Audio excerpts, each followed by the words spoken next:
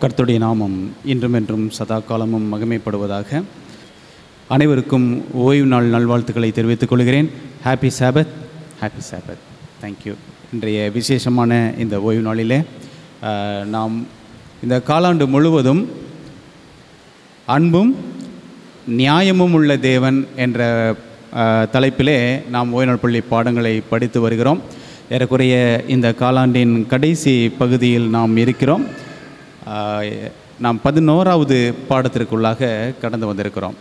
நிச்சயமாக எப்படி ஒவ்வொரு காலாண்டும் இந்த ஓய்வு நாள் பள்ளி பாடம் சிறப்பாக அமைந்திருக்கிறதோ அதே போல தான் இந்த காலாண்டிலும் மிக சிறப்பான ஒரு பாடம் நமக்கு அமைந்திருக்கிறது. அநேக விதமான நம்முடைய கேள்விகளுக்கும் சந்தேகங்களுக்கும் பதிலளிக்கும் விதமாக இந்த காலாண்டு பாடம் அமைந்திருக்கிறது.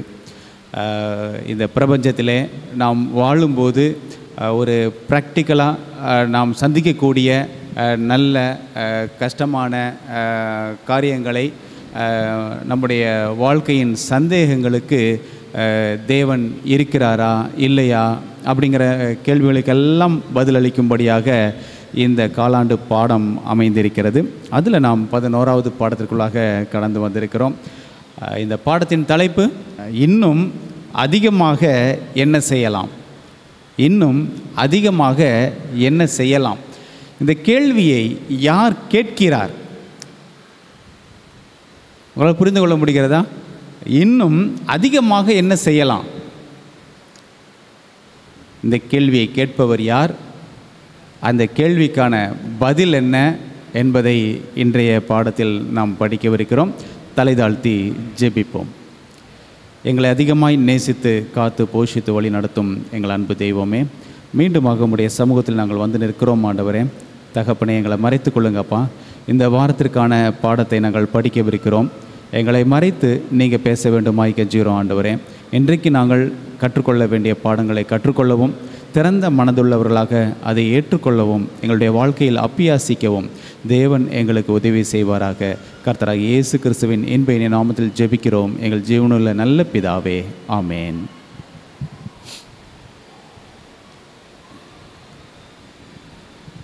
நாம் இந்த காலாண்டு முழுவதும் இந்த பிரபஞ்சத்தின் மாபெரும் போராட்டத்தை பற்றி நாம் படித்து வருகிறோம்.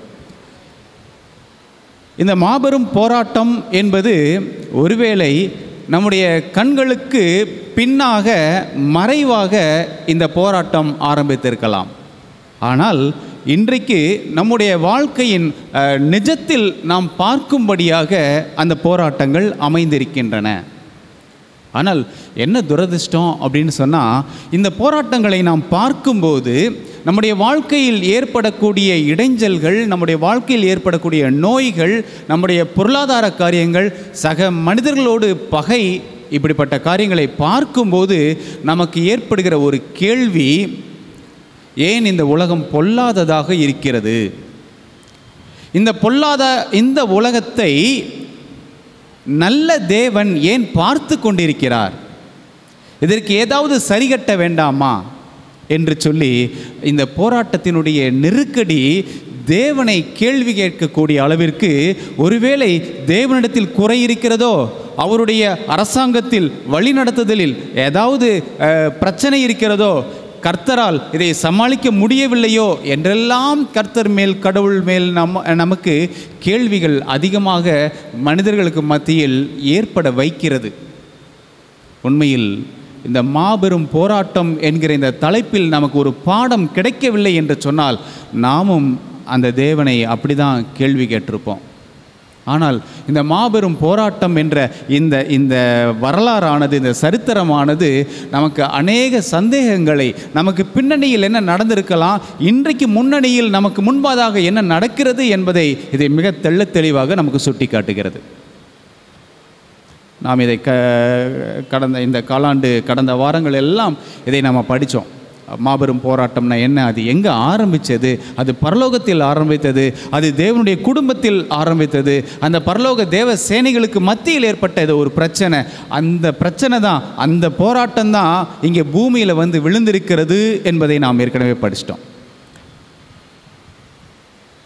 தேவனால் படைக்கப்பட்ட தேவதூதனாகிய லூசிஃபர் கர்த்தராகிய இயேசு கிறிஸ்துவுக்கு விரோதமாக எழும்பியதின் நிமித்தமாகவும், அவருடைய ஸ்தானத்தின் மீது அவன் கண் வைத்ததின் நிமித்தமாகவும், அந்த ஸ்தானத்திற்கு தான் ஏங்கியதாகவும், அதை அபகரிக்க வேண்டும் என்று ஆசைப்பட்டதின் நிமித்தமாகவும் இந்த பாவம் தோன்றியது என்று சொல்லி நாம் பார்க்கிறோம்.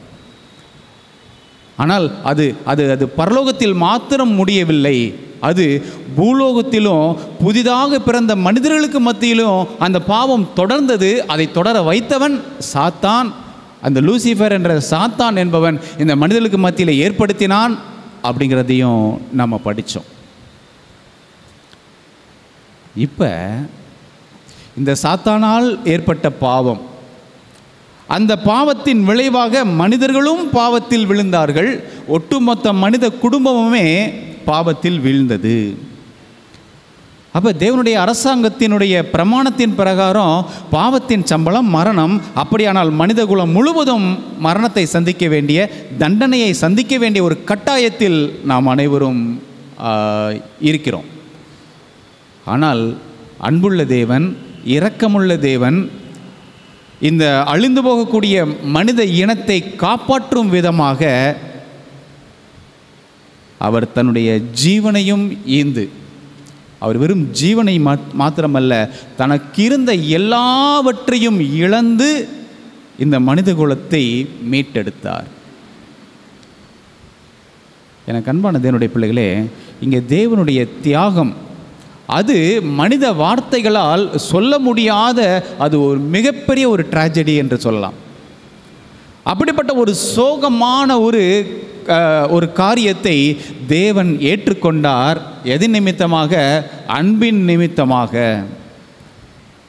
ஒரு ஆச்சரியம் என்னவென்று சொன்னால், சாத்தானுக்கு தேவனுடைய அன்பை, அவருடைய நீதியை புரிய வைப்பதற்கு அவர் தன்னையே இழக்க வேண்டியதாயிற்று.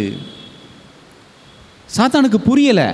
அவன் தேவ குடும்பத்தில் தேவ தூதனாக இருந்தபோது அந்த பரலோக காட்சியின் மூலமாகவும் தேவனை பார்ப்பதின் மூலமாகவும் அவனால் தேவனுடைய அன்பை அவனால் புரிந்து கொள்ள முடியவில்லை. அவருடைய நீதியை அவனால் புரிந்து கொள்ள முடியவில்லை. இதில் ஒரு விசேஷம் என்ன அப்படின்னா, அவர் இதற்கு பிற்பாடு தன் ஜீவனை இழந்து தன்னுடைய ஸ்தானம் எல்லாவற்றையும் விட்டு கொடுத்த பிற்பாடும் கூட அந்த சாத்தானுக்கு தேவனுடைய அன்பையும் அவருடைய நீதியையும் புரிந்து கொள்ள முடியவில்லை. ஒருவேளை நம்மை இந்த இடத்துல ஒப்பிட்டு பார்ப்போம். சாத்தானுக்கு புரியாத மாதிரி தான் நமக்கும் புரியாமல் இருக்கிறதோ? இவ்வளோ பெரிய காட்சிகளை பார்த்தும் அதை உணரக்கூடிய சக்தி அவனிடத்தில் இல்லை. நமக்கும் அப்படிப்பட்ட ஒரு நிலை இருக்கிறதா? இந்த நேரத்தில் மனதில் அந்த கேள்வியை வைத்து கொள்ளுவோம். ஒவ்வொருவரும் நம்மை சிந்தித்து பார்ப்போம். தொடர்ந்து இந்த பாடத்திற்குள்ளாக கடந்து செல்லுவோம். இந்த பிரபஞ்சத்தின் ஒரு அழிவு நிலைமைக்கு, பிரபஞ்சத்தையே அழிவுக்கு கொண்டு போகும் அளவிற்கு சாத்தானுடைய மனது ஏவியது. சாத்தானுடைய எண்ணங்கள் அவ்வளவுக்கு தீவிரித்தது. ஏறக்குறைய முற்றிலுமாக அழிக்கக்கூடிய ஒரு சூழ்நிலைக்கு தேவன் தள்ளப்பட்டார். ஆனாலும் தேவனுக்கு ஒரு நம்பிக்கை. இந்த அழிந்து போகக்கூடிய ஜனங்களுக்கு மத்தியில் தேவன் எதிர்பார்த்த குணமுள்ள ஜனங்கள் இருப்பார்கள். ஆகையால் அந்த ஜனங்களை மீட்டெடுக்க வேண்டும் என்பது தேவனுடைய தலையாய கடமையாக இருந்தது. கர்த்தர் தவறுக்கு நீதியை சரிகட்டுவதற்கு முன்பதாக அவர் ஒரு காரியத்தை விரும்பினார். அநேக நேரத்தில் நாம் அடிக்கடி ஆசைப்படுவது என்ன அப்படின்னா, தவறுக்கு சரியான தண்டனை கிடைக்க வேண்டும், அங்கே நீதி நிலைநாட்டப்பட வேண்டும். அதனால் எவ்வளோ பெரிய அழிவு ஏற்பட்டாலும் சரிதான், எவ்வளோ பெரிய பிரச்சனை ஏற்பட்டாலும் சரிதான், நீதியை நிலைநாட்ட வேண்டும் என்பது அநேகருடைய எண்ணமாக இருக்கலாம். ஆனால் அந்த எண்ணத்தில் தேவனும் உட்பட்டவர் தான்.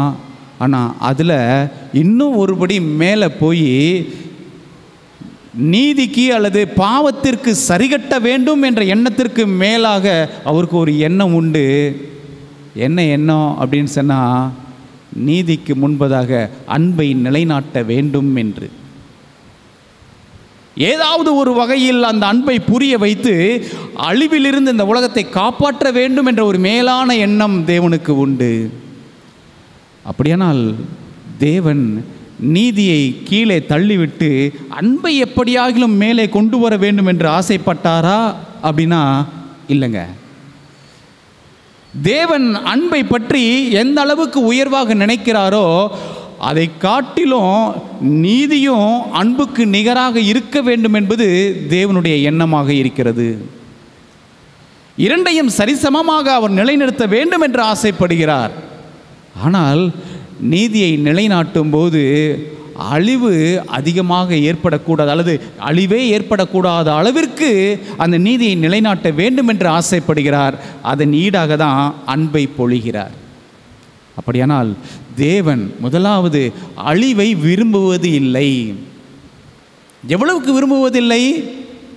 எக்காரணத்தை கொண்டிலும் அழிவு ஏற்படக்கூடாது என்பது தேவனுடைய தலையாய எண்ணம். அப்படின்னா வேதாகமத்தில் தீயோர் அழிக்கப்படுவார்கள், அக்கினியினால் அழிக்கப்படுவார்கள்னா சொல்லப்பட்டிருக்கே. தேவன் வானத்திலிருந்து அக்கினியை கொண்டு அந்த அநீதிமான்களை அழித்து விடுவார் என்று சொல்லப்பட்டிருக்கிறதே. அப்படின்னா அந்த அழிவுக்கு காரணம், அந்த அழிவு யாரிடத்தில் ஏற்படுகிறதோ அவர்கள் விரும்புகிறார்கள். அழிவை விரும்புபவர்கள் நிமித்தமாக அந்த அழிவு ஏற்படுகிறதே தவிர தேவன் அழிக்க வேண்டும் என்பது அவருடைய நோக்கம் அல்ல. அதனால தான் அந்த அழிவை எப்படியாகிலும் தடுக்க வேண்டும் என்பதற்காக தன்னை அழிப்பதற்கு ஒப்பு கொடுத்தார். ஆச்சரியமான தேவன். நீதியை நிலைநாட்ட வேண்டும். நீதியை நிலைநாட்ட வேண்டும் என்று சொன்னால் தீமை அழிக்கப்பட வேண்டும். அந்த தீமையை அழிப்பதற்கு தன்னை உட்படுத்தினார் என்பது தான் இதில் ஒரு மிகப்பெரிய ஒரு ஆச்சரியம். அப்படியானால் இங்கே அன்பு நிலைநாட்டப்பட வேண்டும் என்றால் தீமைக்கு ஒரு அழிவு கொடுக்கப்பட வேண்டும். அப்படியானால் பாவத்தின் சம்பளம் மரணம். மனித குலம் பாவம் செய்தது. அந்த பாவத்தின் நிமித்தமாக அவர்கள் மரணமாகிய சம்பளத்தை அடைய வேண்டிய கட்டாயம். தேவன் பார்க்கிறார், ஒருவேளை நீதியின் நிமித்தமாக பாவத்திற்கு தண்டனையாக அழிவை கொடுத்தால் மனிதன் அழிந்து விடுவான். அவனுடைய அழிவை அவன் அந்த அழிவிலிருந்து மனிதனை பாதுகாக்க வேண்டும் என்பதற்காக அவர் ஒரு முடிவு செய்தார். அவனுக்கு ஒரு மன்னிப்பு வழங்க வேண்டும் என்று ஆசைப்பட்டார். அவனுக்கு மன்னிப்பு வழங்க வேண்டும் என்று ஆசைப்பட்டார். ஆனால் அவனுக்கு மன்னிப்பு வழங்கினால் நீதியை நிலைநிறுத்த முடியாது. ஏன்னா பாவம் செய்தவன் பாவம் செய்துவிட்டால் அது ஒருபோதும் மறையாது, மறுக்காது. பாவத்தை பாவம் என்று கடைசி வரை சுட்டி காட்டி கொண்டே தான் இருக்கும். எப்போ அது தன்னுடைய வேலையை நிறுத்தும் அப்படின்னா அந்த பாவம் செய்தவர்கள் தண்டனை அடையும் வரைக்கும் நீதி சாகாது. ஆனால் தேவனோ அந்த பாவத்தை செய்தவனை எப்படியாகிலும் மன்னிக்க வேண்டும் என்று ஆசைப்படுகிறார். ஆனால் நீதி விட மாட்டேங்குது. இல்லை, அவன் பாவம் செஞ்சவன் அழிஞ்சே ஆக வேண்டும், தண்டனை அனுபவித்தே ஆக வேண்டும் என்று நீதி துடியாய் துடிக்கிறது. தேவனோ அவனுக்கு எப்படியாகிலும் மன்னிப்பு வழங்கி அவனை வாழ வைக்க வேண்டும் என்று அவர் துடியாய் துடிக்கிறார். கடைசியில் முடிவு, அன்பின் நிமித்தமாக நீதி ஜெயித்தது. வெறுமனே நீதி ஜெயிக்கவில்லை, அன்பின் நிமித்தமாக நீதி ஜெயித்தது. எப்படி அப்படின்னு சொன்னால், கர்த்தர் பார்த்தார், பாவியை அழித்து விட்டால் அதுக்கப்புறம் அவன் வரமாட்டான், அவன் அடைய வேண்டிய தண்டனையை நான் அடைஞ்சிக்கிறேன்னு சொல்லிட்டு அந்த பாவத்தின் சம்பளமாகிய மரணத்தை தன் மீது ஏற்றுக்கொண்டு நீதியை சரிகட்டி விட்டு மனிதனுக்கு அன்பை ஈந்தார், இரக்கத்தை மன்னிப்பை ஈந்தார். ஆச்சரியமான தேவன். அவர் நீதியையும் விட்டு கொடுக்கல, அன்பையும் விட்டு கொடுக்கல, ரெண்டையும் நிலைநாட்டினார். இதை சாத்தான் கொஞ்சம் கூட எதிர்பார்க்கல. இதுதான் கதையோடைய கிளைமாக்ஸே. இப்படி ஒரு சம்பவம் நடக்கும்னு சொல்லிட்டு சாத்தான் எதிர்பார்க்கல. ஏன்? அவனுக்கு தெரிஞ்சதெல்லாம் என்ன அப்படின்னா, நீதியை நிலைநாட்ட வேண்டும் என்றால் பாவியை கொல்ல வேண்டும், பாவத்தை அழிக்க வேண்டும். அப்போ பாவத்தை அழிக்க வேண்டும் என்று சொல்லிவிட்டால் அங்கே அன்பு இருக்காது. இப்போ கர்த்தர் என்ன சொல்லிட்டு இருக்காரு, அல்லது கர்த்தர் மேலே தேவன் மேலே என்ன ஒரு நிதர்சனமான உண்மை அப்படின்னு சொன்னால், அவர் அன்பிற்கும் நீதிக்கும் தேவன் அப்படிங்கிறது அவருடைய பட்டப்பெயர். அவர் அன்பு எவ்வளவு நிறைந்தவரோ அவ்வளவு நீதி நிறைந்தவர், எவ்வளவு நியாயம் நிறைந்தவரோ அவ்வளவு இரக்கம் நிறைந்தவர். இது எல்லாம் தான் அவருக்கு மகிமையாக இருந்தது. சாத்தான் என்ன பண்ணான் அப்படின்னு சொன்னால், அந்த மகிமையின் மீது தான் தன்னுடைய அம்பை எய்தான். அந்த மகிமையை குலைக்க வேண்டும் அப்படிங்கிறது தான் சாத்தானுடைய திட்டம்.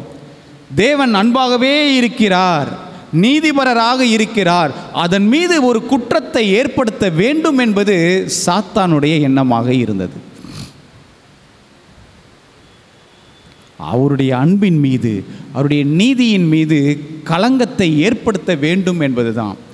நீங்கள் எல்லாரும் அவர் அன்பான தேவன் அன்பான தேவன் சொல்கிறீங்களே, அவர் பிரமாணம்னு ஒன்று வச்சுக்கிட்டு அந்த பிரமாணத்தை மீறுபவர்கள், சட்டத்திற்கு மீறியவர்கள், அவர்கள் கொல்லப்பட வேண்டும் என்று கொலைகார கடவுளாக இருக்கிறார் அப்படிங்கிறது தான் சாத்தானுடைய குற்றச்சாட்டே.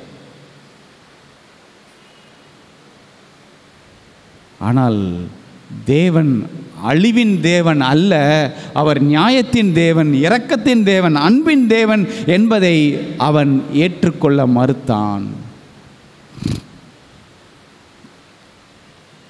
அதை இவன் என்ன நினச்சான், இந்த சாத்தான் என்ன நினச்சான் அப்படின்னு சொன்னால், ஒருவேளை இந்த பாவம் செய்கிறவங்களை தூண்டி விட்டோம்னா இவங்க பாவி ஆயிடுவாங்க. அப்போ பாவி ஆயிட்டாங்கன்னா பாவத்தின் சம்பளம் மரணம்னு வந்துடும்.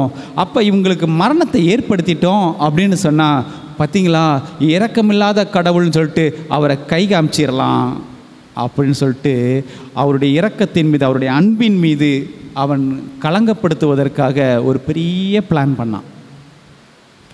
நீதியின் நிமித்தமாக தேவன் தண்டனையை வழங்கி இந்த உலகத்தை அப்படியே அழிச்சிருவார் அப்படின்னு சொல்லிட்டு.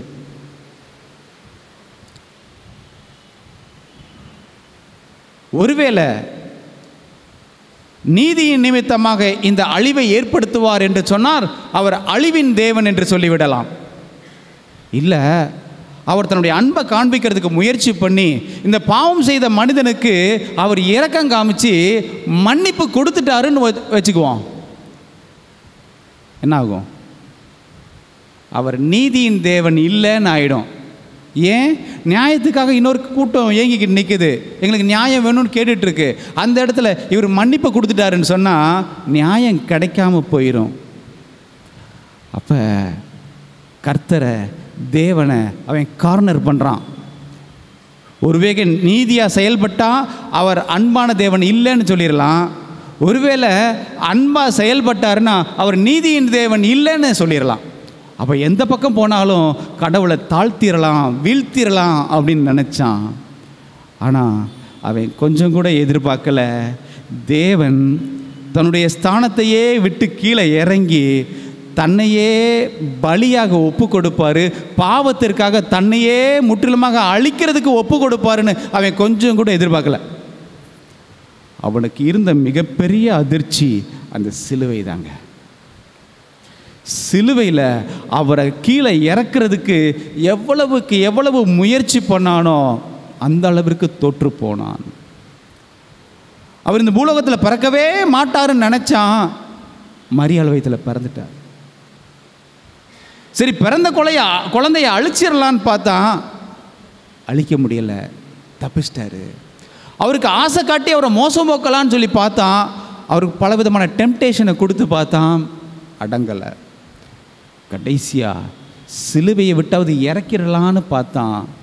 எந்த சூழ்நிலையிலுமே அந்த சிலுவை மரணத்தை அவனால் தடுக்க முடியவில்லை.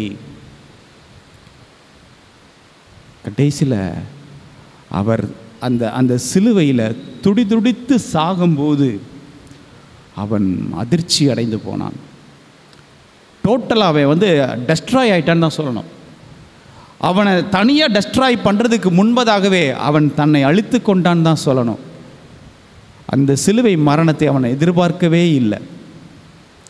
ஸோ கடைசியில் அவர் மரித்த பிற்பாடு டோட்டலாக ஒரு முடிவுக்கு வந்துட்டான். சரி, அவர் சிலுவையில் மரிச்சிட்டாருன்னு சொன்னால் தனக்கு அழிவு கன்ஃபார்ம், அதுக்கப்புறம் தனக்கு மீட்பே கிடையாது அப்படின்னு முடிவு பண்ணிட்டு தான் கடைசியாக ஒரு முடிவு செஞ்சான். தான் அழிகிறது நிச்சயமாயிருச்சு. தன்னால் தன்னோடு எவ்வளவு பேரை அழிக்க முடியுமோ அத்தனை பேரையும் அழித்து விடுவோம். தான் சாவு உண்மையாயிருச்சு. ஆகையால் எவ்வளவுக்கு எவ்வளவு இந்த மனித குலத்தை அழிக்க முடியுமோ தன் பக்கம் கொண்டு வந்து தன் அழிவில் அவர்களையும் சேர்த்து அழிப்பதற்கான முழு முயற்சியில் அவன் இறங்கினான். அதை தான் வெளிப்படுத்தின விசேஷம் 12ஆம் அதிகாரம் சொல்லுகிறது. அவன் இந்த உலகத்தில் எப்படி சுற்றி திரிகிறானா? எவனை விழுங்கலாமோ வென்று கர்ஜிக்கிற சிங்கம் போல் அவன் சுற்றி அலைகிறான். அப்படியானால் சிலுவை மரணத்தின் மூலமாக சாத்தானுக்கு அழிவு நிச்சயமாகியது. தான் அழிந்து போகிற அந்த நிச்சயத்தை கொண்டு தன்னோடு சேர்த்து எல்லோரையும் அழித்து விட வேண்டும் என்று சொல்லி அவன் கர்ஜிக்கிற சிங்கம் போல் அலைந்து திரிகிறான். இப்போதான் நாம் ஒரு செய்தியை பெறுகிறோம், எச்சரிப்பின் செய்தியை பெறுகிறோம். அந்த சாத்தான் கர்ஜிக்கிற சிங்கம் போல எவனை விழுங்கலாமோ வென்று சுற்றி அலைகிறான். அவன் வலைக்குள்ளே விழுந்துடாதீங்க அப்படின்னு சொல்லிட்டு தான் கடைசியாக இந்த கடைசி கால ஜனங்களுக்கு முத்தூது அப்படின்னு ஒரு செய்தியை கர்த்தர் கொடுக்குறார்.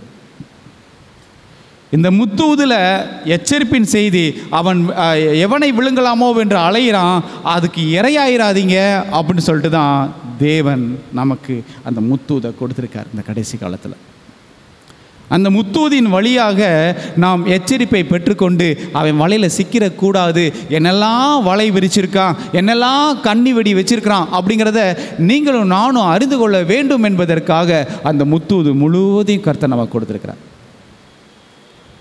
ஸோ இந்த வழியில் தான் இயேசு கிறிஸ்து ஒரு வெற்றி வேந்தராக நம்ம மத்தியில் இருக்கிறார். சாத்தான் நம்மை அழிக்க வேண்டும் என்று நம் பக்கத்தில் கங்கணம் கட்டி கொண்டு நிற்கும்போது வெற்றி வேந்தனாக இயேசு கிறிஸ்து நம்மோடு இருந்து நமக்காக போராடுகிறார். அப்படி போராடும் போது தான் கர்த்தர் நமக்காக என்னெல்லாம் செய்தார் அப்படிங்கிற ஒரு விஷயத்தை நமக்கு கற்றுக் கொடுக்கிறார். அவருக்கு என்னெல்லாம் நமக்கு செய்தார் அப்படிங்கிறத ஏசாயா ஒரு பாடல் மூலமாக நம்மோடு பேசுகிறார். கவனிப்போமா? ஏசாயா 5ஆம் அதிகாரத்துக்கு வாங்க.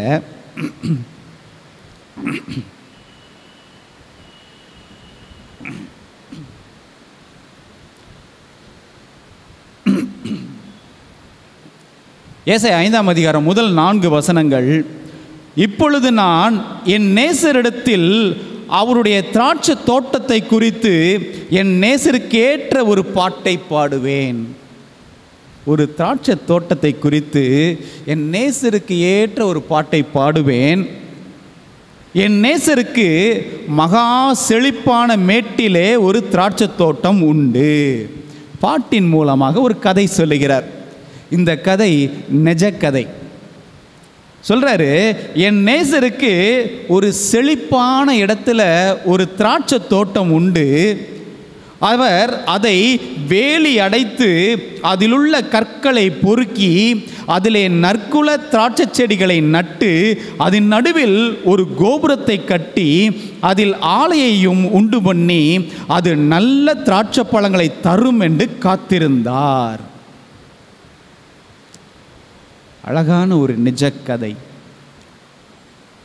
செழிப்பான இடத்துல, காஞ்சி போன இடத்துல இல்லை, பாலைவனத்தில் இல்லை, செழிப்பான இடத்துல ஒரு அற்புதமான ஒரு தோட்டத்தை ஏற்படுத்தி இருந்தாராம். திராட்சை தடன், அது நற்குல திராட்சை செடி,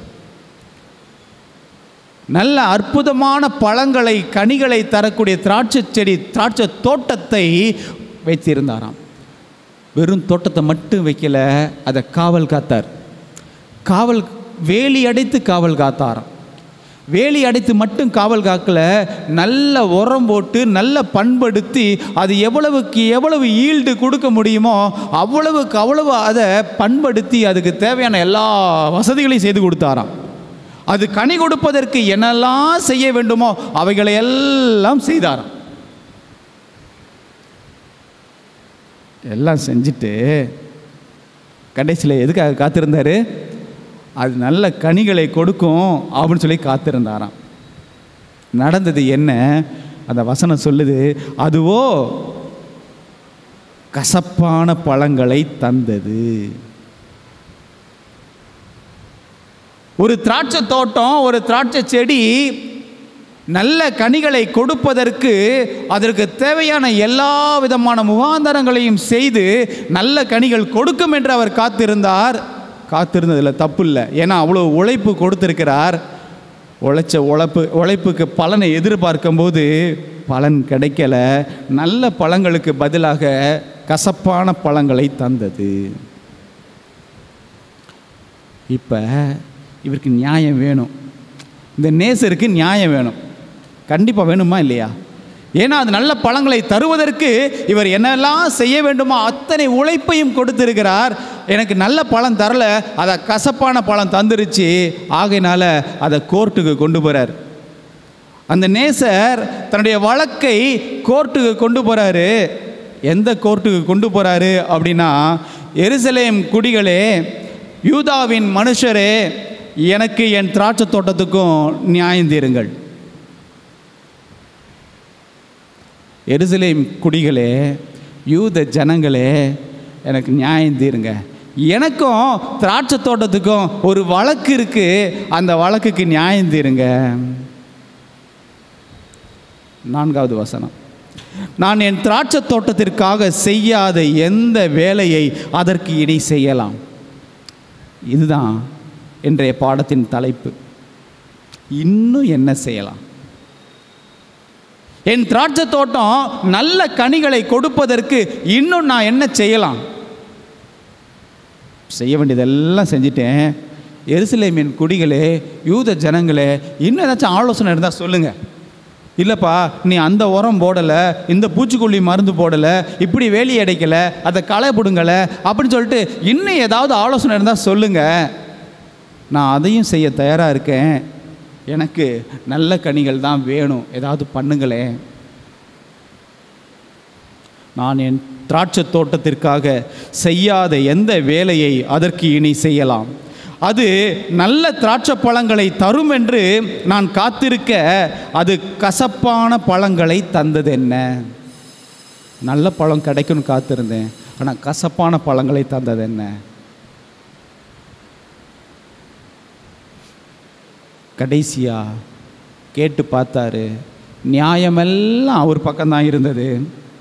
அவர் சொன்னார், இப்போதும் நான் என் திராட்சை தோட்டத்துக்கு செய்வதை உங்களுக்கு அறிவிப்பேன். அதன் வேலியை எடுத்து போடுவேன், அது மேய்ந்து போடப்படும். அதன் அடைப்பை தகர்ப்பேன், அது மிதியுண்டு போம். அதை பாழாக்கி விடுவேன். அதன் கிளை நறுக்கப்படாமலும் களைகொத்தி எடுக்கப்படாமலும் போவதினால் முச்செடியும் நெரிஞ்சலும் முளைக்கும். அதன் மேல் மழை பெய்யாதபடிக்கு மேகங்களுக்கு கட்டளையிடுவேன் என்கிறார். அவர் சொன்னது சரியா தப்பா? அதோடைய வேலி எடுத்து போட்டுருவேன், அது களை எடுக்க மாட்டேன், எல்லாரும் மிதியுண்டு போகும் அளவுக்கு அதை கைவிட்டுருவேன் அப்படின்னு சொன்னது சரியா தவறா? நல்லா கவனிப்போம். இவர் திடீர்னு ஒரு நாள் வந்துட்டு, இந்த திராட்சை தோட்டத்துக்கு நான் வேலி போட மாட்டேன், அதை கல்லை பொறுக்க மாட்டேன், அதை களை போட மாட்டேன், உரம் போட மாட்டேன், இப்படி பேசலை. இதை பேசுகிறதுக்கு முன்னாடி அதை பாதுகாக்கிறதுக்கும் அது நல்ல கனிகள் கொடுப்பதற்கும் என்னெல்லாம் செய்ய முடியுமோ அத்தனையும் செஞ்சுட்டு அது கொடுக்கலன்ற பட்சத்தில் தான் இந்த முடிவுக்கு வரார். அப்படியானால் இந்த முடிவு தேவனுடைய முடிவா இல்லை திராட்சை தோட்டத்தோடைய முடிவா? அது நல்லா இருக்கணுன்றது தான் தேவனுடைய முடிவு. அதனால் அது நல்லா இருக்கிறதுக்கு என்னெல்லாம் வேணுமோ அதெல்லாம் செஞ்சார். திராட்சை தோட்டம் முடிவு பண்ணிடுச்சு, நீ என்னது நல்லது பண்ணாலும் சரிதான், நான் கெட்டு போகிறது கெட்டு போக தான் போவேன்னு சொன்னால் அப்போ அந்த அழிவுக்கு காரணம் அது தேவன் அல்ல, அது திராட்சை தோட்டத்தினுடைய முடிவு. யார் அந்த திராட்சை தோட்டம்? 7வது வசனம், சேனைகளின் கர்த்தருடைய திராட்சை தோட்டம் இஸ்ரவேலின் வம்சமே. அவருடைய மனமகிழ்ச்சியின் நாற்று யூதாவின் மனுஷரே. அவர் நியாயத்துக்கு காத்திருந்தார், இதோ கொடுமை, நீதிக்கு காத்திருந்தார், இதோ முறைப்பாடு. நியாயத்திற்காக காத்திருந்த தேவனிடத்தில் இன்று வழக்கு ஒன்று காத்திருக்கிறது. அன்பான என்னுடைய பிள்ளைகளே, ஏசாயா ஆரம்பித்த இந்த பாடல் ஒரு சரித்திரத்தினுடைய ஒரு உண்மை கதையை நாம் இங்கே பார்க்கிறோம். இது வெறும் இஸ்ரவேல் யூத ஜனங்களை பற்றி மட்டும் இல்லை, இதை மீண்டும் புதிய ஏற்பாட்டில் இயேசு கிறிஸ்து மீண்டும் அதே விதமான ஓமையில் தொடருவதை நாம் பார்க்கலாம். மத்தேயு 21ஆம் அதிகாரம், மத்தேயு 21ஆம் அதிகாரம் 33வது வசனத்திலிருந்து. வேறொரு உவமையை கேளுங்கள். வீட்டெஜமானாகிய ஒரு மனுஷன் இருந்தான். அவன் ஒரு திராட்சை தோட்டத்தை உண்டாக்கி அதை சுற்றிலும் வேலி அடைத்து அதில் ஒரு ஆலையை நாட்டி கோபுரத்தையும் கட்டி தோட்டக்காரருக்கு அதை குத்தகையாக விட்டு புறதேசத்துக்கு போயிருந்தான். ஞாபகம் வருதா? ஏசாயால பேசின அதே திராட்சை தோட்டம், அதே வேலி, அதே விதமான பாதுகாப்பு, அதே தோட்டம்தான் மீண்டும் கதையை ஆரம்பிக்கிறாரு. அதை இப்போ என்ன செஞ்சுருக்காருன்னா குத்தகைக்கு விட்டு போயிருந்தாராம். இதை எடுத்து நடத்தும்படியாக, அதிலிருந்து ஈல்டு கொண்டு வரும்படியாக குத்தகைக்கு விட்டிருந்தார். இப்போ குத்தகைக்காரனை பாருங்களேன். கனிகாலம் சமீபித்த போது அதன் கனிகளை வாங்கி கொண்டு வரும்படி தன் ஊழியக்காரரை தோட்டக்காரரிடத்தில் அனுப்பினான். குத்தகைக்கு விட்டாச்சு, குத்தகையில் ஒப்பந்தம் போட்டிருப்பாங்க. அங்கே கனி வரும்போது எனக்கு இவ்வளவு வேணும், உனக்கு இவ்வளோ வச்சுக்கோ, எனக்கு இவ்வளோ வேணும்னு சொல்லிட்டு எஜமான் கேட்டிருப்பார். இப்போ கனிகாலம் வந்துருச்சு, அறுவடை நெருங்கிருச்சு. வேலைக்காரங்களை ஊழியக்காரரை அனுப்புகிறார் எஜமான். அனுப்பி போய் ஈல்டை வாங்கிட்டு வாங்கப்பா அப்படின்னு சொல்லிட்டு என்ன செய்யணும்? பேசின பிரகாரம், குத்தகைக்கு பிரகாரம் அந்த ஈல்டை கொடுக்கணும். என்ன நடந்தது பாருங்கள். தோட்டக்காரர் அந்த ஊழியக்காரரை பிடித்து ஒருவனை அடித்து, ஒருவனை கொலை செய்து, ஒருவனை கல்லெறிந்து கொன்றார்கள். நியாயமா? தேவனுடைய வழக்கு. வழக்கு ஞாபகத்தில் வச்சுக்கோங்க. ரெண்டாவது வழக்கு, ரெண்டு வழக்குலையும் ரெண்டு கூட்டத்தார் மாட்டிட்டு நிற்கிறாங்க. ரெண்டு கூட்டத்தோட தேவனுக்கு வழக்கு இருக்குது. ஓகே, பார்ப்போம். பின்னும் அவன், ஏற்கனவே வந்தவங்களெல்லாம் கொலை பண்ணிட்டாங்க. பின்னும் அவன் முந்தினவர்களிலும் அதிகமான வேறே ஊழியக்காரரை அனுப்பினான், அவர்களையும் அப்படியே செய்தார்கள். கடைசியிலே அவன் என் குமாரனுக்கு அஞ்சுவார்கள் என்று சொல்லி தன் குமாரனை அவர்களிடத்தில் அனுப்பினான். தோட்டக்காரர் குமாரனை கண்டபோது, இவன் சுதந்திரவாளி, இவனை கொன்று இவன் சுதந்திரத்தை கட்டிக்கொள்ளுவோம் வாருங்கள் என்று ஒருவரோடு ஒருவர் சொல்லிக் கொண்டார்கள். சொன்னபடியே அவனை பிடித்து திராட்சை தோட்டத்துக்கு புறம்பே தள்ளி கொலை செய்தார்கள். அப்படி இருக்க திராட்சை தோட்டத்தின் எஜமான் வரும்போது அந்த தோட்டக்காரரை என்ன செய்வான்? கர்த்தர் தேவன் அழிக்கிறவரா? அவர் கொடுமைக்காரரா? இன்றைக்கி நாம் கேட்டுட்ருக்கோம். இருக்கிற அழிவை எல்லாம் பார்த்துட்டு, எனக்கு ஏற்படுகிற நெருக்கடியெல்லாம் பார்த்துட்டு தேவன் ஏன் கண்ணை மூடிட்டு சும்மா இருக்கார்? நம்ம அவரை கேள்வி கேட்டுட்ருக்கோம். ஆனால் அவருடைய வழக்கு இது நம்முடைய வழக்கு இல்லை. அவர் அந்த திராட்சை தோட்டத்துக்கு என்னெல்லாம் செய்ய வேண்டுமோ அதையெல்லாம் கொடுத்தாரு. இவங்க யாரும் அதுக்கு ஏற்றபடியே நடக்கலை. நல்லா கவனிங்க, ரெண்டு வழக்கு. பார்த்தோம் ஏசாயா தொடுத்த வழக்கு வந்துட்டு அது திராட்சை தோட்டம் நல்ல கனிகளை தருமா? யார் அது? வெறும் இஸ்ரவேல் யூத ஜனம் மட்டும் இல்லை, திராட்சை தோட்டம் நாம தான். நம்மளை பாதுகாக்கிறதுக்கும் நம்ம நல்லா வர்றதுக்கும் நமக்கு தேவையான எல்லா விதமான காரியத்தையும் தேவன் நமக்கு செய்து கொடுத்தார். நாம் நல்ல கனிகளை கொடுப்பதற்கு பதிலாக கசப்பான கனிகளை நாம் கொடுத்து கொண்டிருக்கிறோம். ரெண்டாவது வழக்கு, அவர் யார்கிட்ட குத்தகையாக கொடுத்தாரு? குத்தகைக்காரன்ட்ட திராட்சை தோட்டத்தை குத்தகையாக கொடுத்தார். யார் அந்த குத்தகைக்காரர்கள்? திராட்சை தோட்டத்தை வழி நடத்தக்கூடிய எஜமான்கள். யாரெல்லாம்? போதகர்கள், தலைவர்கள், இன்னும் இந்த சபையை வழி நடத்தக்கூடிய எல்லா பொறுப்பில் உள்ளவங்க, குத்தகைக்காரங்க. உங்களுடைய திராட்சை தோட்டத்தை நான் பார்த்துக்கிறேன் அப்படின்னு சொல்லிட்டு குத்தகைக்கு எடுத்தவங்க. அது மட்டும் தான் நினைக்கிறீங்களா? அப்பாடா நம்ம இல்லைடா அப்படின்னு நினைக்கிறீங்களா? எனக்கு அன்பானதனுடைய பிள்ளைகளே, நல்லா தெரிஞ்சுக்கங்க. குத்தகைக்கு எடுத்தவன், திராட்சை தோட்டத்தை குத்தகைக்கு எடுத்தவன் யாரெல்லாம் சொல்கிறேன்? குத்தகைக்கு எடுத்தவன் இந்த சபையினுடைய டாப் தலைவர். குத்தகைக்கு எடுத்ததில் அதுக்கு அடுத்து வரக்கூடிய தலைவர், அதுக்கு அடுத்து வர தலைவர், அப்புறம் வர போதகர், கடைசியில் நீங்களும் நானும் விசுவாசி. நாம் எல்லாம் குத்தகைக்காரங்க. எப்படின்னு கேட்குறீங்களா? தேவனுடைய சத்தியத்தை அறிந்த நாம் அனைவரும் சத்தியத்தை போர்வையாக போத்திக்கிட்டோன்னு சொன்னால் அதை மற்ற ஜனங்களுக்கு வெளிப்படுத்தி காட்டணும். நம்முடைய வாழ்க்கையில் அப்பியாசித்து காட்டணும். நம்மளும் குத்தகைக்கு எடுத்துருக்குறோம் சத்தியத்தை. சத்தியம் இதுதான் அப்படின்னு சொல்லிட்டு நாமெல்லாம் சத்தியத்தை ஏற்றுக்கொண்டு வந்திருக்கிறோம். இந்த சத்தியத்தை நம்முடைய நடைமுறை வாழ்க்கையில் மற்றவங்களுக்கு காட்ட வேண்டிய குத்தகைக்காரர்கள். நீங்கள் வெறும் தலைவர்கள், போதகர்கள் மட்டும் நினச்சிட்டு இருக்கிறாதீங்க. இந்த சபைக்குள்ளே வந்திருக்கிற அத்தனை பேருமே குத்தகைக்காரர்கள். குத்தகைக்காரன் என்ன செஞ்சான் அப்படின்னு சொன்னால், கர்த்தர் அனுப்பின ஊழியக்காரங்களை கொலை செஞ்சானா, அவங்கள அடித்தானா, நொறுக்குனானா, ஈல்டு தரவே இல்லையாம். ஒருவேளை சத்தியத்தை பெற்றுக்கொண்ட குத்தகைக்காரர்களாகிய நாம் இந்த சத்தியத்தின்படி வாழாவிட்டால், இந்த சத்தியத்தை என் வாழ்க்கையில் இந்த மற்ற ஜனங்களுக்கு எடுத்து காட்டாவிட்டால், நானும் ஒரு வகையில் தேவனுடைய ஊழியக்காரனை அடிச்சிருக்கேன்னு அர்த்தம். என் வாழ்க்கையில் இந்த சத்தியத்தை சத்தியமாக நான் காட்டி வாழ்க்கை நடத்தலை அப்படின்னு சொன்னால், நானும் கர்த்தருடைய ஊழியக்காரனை கொலை செஞ்சுருக்கேன்னு தான் அர்த்தம்.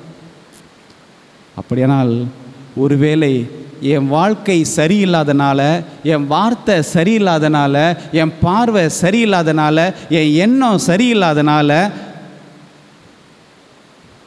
நான் அசத்தியமான வாழ்க்கையை இந்த உலகத்துக்கு காண்பிச்சிருந்தேன் அப்படின்னு சொன்னால், நானும் ஒரு வகையில் தேவனுடைய ஊழியக்காரனை அடித்து கொன்ற குத்தகைக்காரரில் நானும் ஒரு குத்தகைக்காரன்றதை மறந்துட வேண்டாம். எனக்கு அன்பான தின பிள்ளைகளை, இந்த திராட்சை தோட்டம் நல்லா இருக்கிறதுக்கு, அந்த நித்திய ஜீவனை அடைகிறதுக்கு இன்னும் என்ன செய்யலாம்? கர்த்தர் நமக்கு நேரம் கொடுத்துருக்கிறாரு. சிந்திப்போம், செயல்படுவோம். கர்த்தர் நம்மை ஆசீர்வதிப்பாராக. ஆமேன்.